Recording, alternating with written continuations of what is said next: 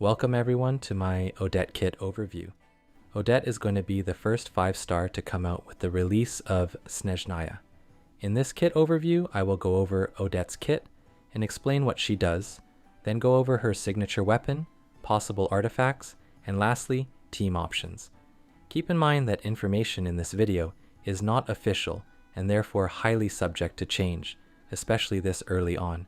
And without further ado, Odette is a 5-star cryo character from Snezhnaya.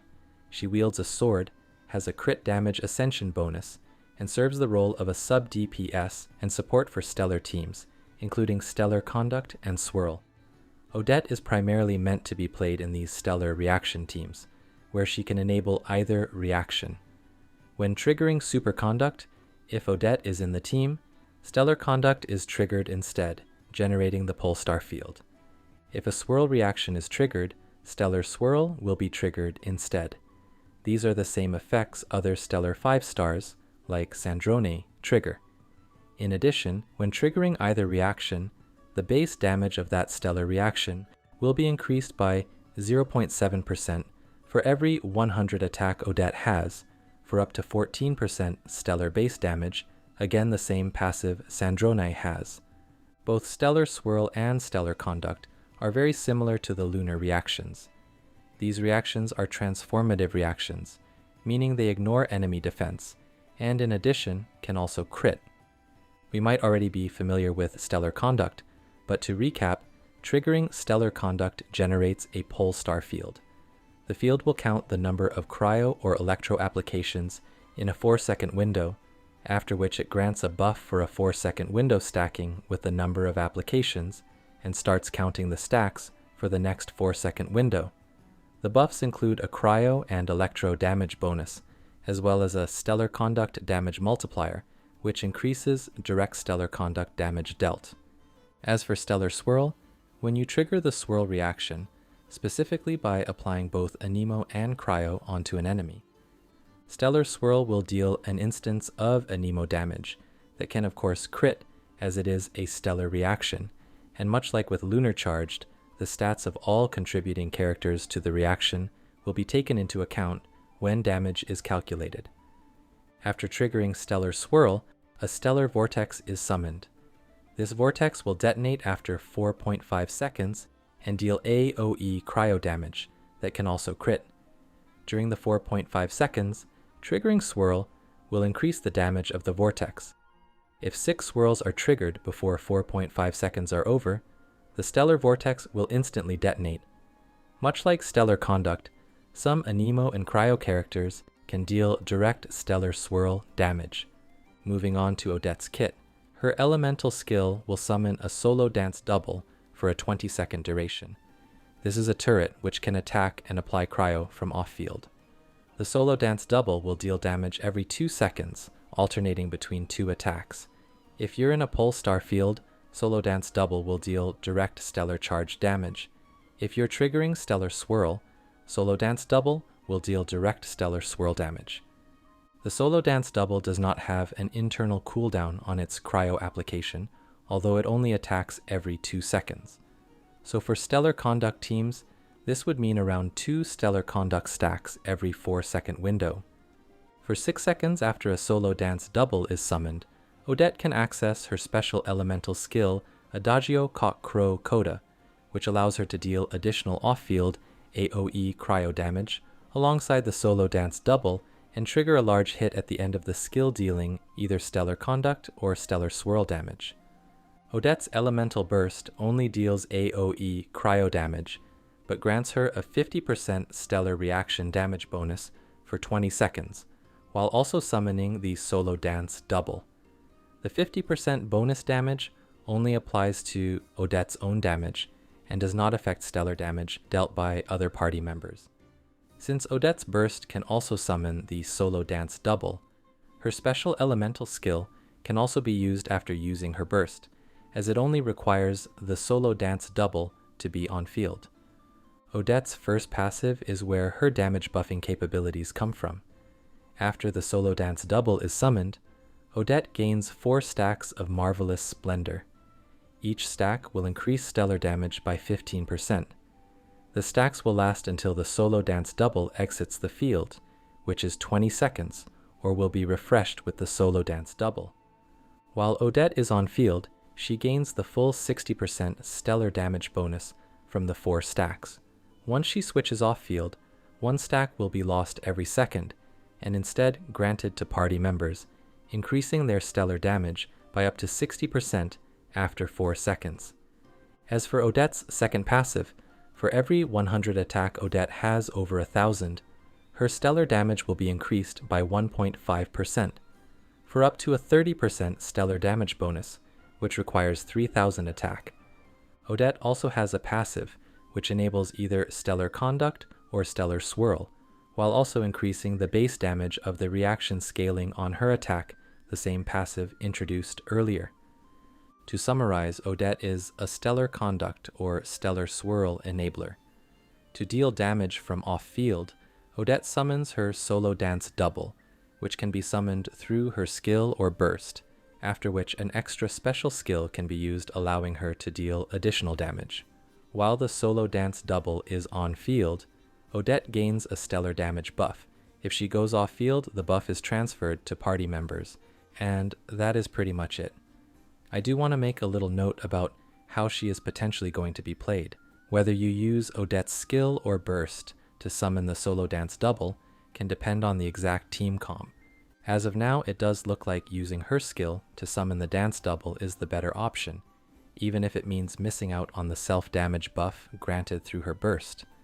This can be attributed to her burst requiring additional on-field time, which makes your rotations longer, while also not providing a significant increase in damage. Odette's burst does not deal direct stellar damage, and say in a Stellar-Conduct team, you would already have multiple sources of stellar damage bonuses, which does mitigate the impact of the 50% stellar damage bonus. Not to mention that a burst every rotation also requires energy investment. With that out of the way, Odette's signature weapon, White Lake Frostfeather, has a base attack of 674 and increases crit rate by 22%. When an elemental skill hits an opponent, attack will be increased by 8%, stacking up to 3 times. With 3 stacks, stellar reaction crit damage will be increased by 40%. Additionally, after triggering a stellar reaction or dealing direct stellar damage, 4 energy is restored. This can trigger once every 4.5 seconds, even from off-field. Overall, this weapon grants 22% crit rate, up to 24% attack, and 40% crit damage to stellar reactions and damage, as well as restoring a pretty decent amount of energy. While this will likely be Odette's best in-slot, we are also getting new craftable weapons, with the sword looking like a decent free-to-play option to use on Odette. And as for possible artifact options, with the release of Snezhnaya, we are getting 2 new sets, one of which is a stellar support set. This set's 2-piece bonus increases attack, and the 4-piece bonus further increases attack and grants a 50% stellar damage bonus after triggering Stellar-Conduct or Stellar Swirl. This effect can be triggered from off-field. The 50% stellar damage bonus is a nice damage increase to your Stellar-Conduct and Swirl teams, and you would usually have this set on any party member who is able to consistently apply their element to trigger the effect from off-field. This set also grants up to 30% attack, which can make it better to use on a character like Odette, who is able to keep a 100% uptime on the effect, while also benefiting from the attack increase, as Odette would usually contribute to a portion of the team's damage in Stellar-Conduct or Stellar Swirl teams. Moving on to potential team comps. Odette is an off-field damage dealer who can provide a stellar damage bonus to party members, while also enabling either the Stellar-Conduct or Stellar Swirl reaction. The fact that Odette can enable the stellar reactions can make her a very important character to have for stellar damage dealers, like Risley or Sino, who cannot trigger the reaction on their own. This can also apply to Stellar Swirl teams, where Odette will probably be very valuable for her off-field DPS, stellar damage buff, and also enabling the reaction. I do also want to note that the Cryo Traveler should also enable the stellar reactions. However, in Stellar-Conduct teams, the Cryo Traveler takes on a role of a main DPS, which means that the Traveler would not really be the best fit for Wriothesley or Cyno in Stellar-Conduct teams. And for Stellar-Conduct teams with Sandrone, Odette is a clear upgrade over the existing second cryo options, such as Escoffier or Chi-Chi. In this team, Odette's damage and buffs are almost a 24% upgrade over using Chi-Chi. With Sandrone, there is probably going to be the question as to whether it's better to get Odette over upgrading your Electro unit to Yae Miko in case you don't have her.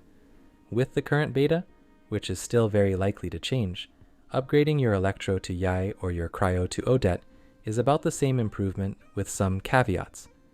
As mentioned before, upgrading your Cryo to Odette is about a 24% increase in Sandrone Stellar-Conduct teams.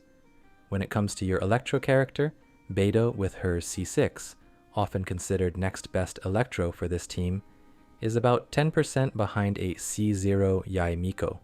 However, the caveat is that if you have a C0 Yae Miko, you could potentially get a free C1 from the To Temper Thyself and Journey Far permanent event, although it could take some time. C1 Yae Miko is about a 10% improvement, which brings the difference between the next best Electro to a C1 Yae to around 20%, which is comparable to upgrading Chi-Chi to Odette.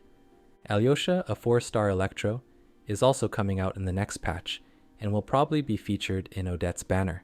A bit off topic, but Alysoha with his constellations can potentially also replace Yae, knocking out 2 birds with 1 stone if you want to pull for Odette without Yae Miko. A C0 Alysoha could actually be behind a C6 Beidou as a solo Electro in Stellar-Conduct teams, but with his C2, he becomes better, around 4% behind a C0 Yae Miko and 14% behind a C1 Yae. With his C6, Alysoha becomes pretty equal with a C1 Yae Miko, of course granted that getting a C6 4-star is sometimes more difficult than a 5-star. This also does not mean that it's better to replace Yae with a C6 Alysoha, as both together, alongside Odette and Sandrone, can form what can potentially be one of the best performing teams. I do also want to note that these team calculations can be misleading without context, and are definitely not final, and still subject to change. And that's all from this kit overview. Thank you for making it till the end, and thank you for watching.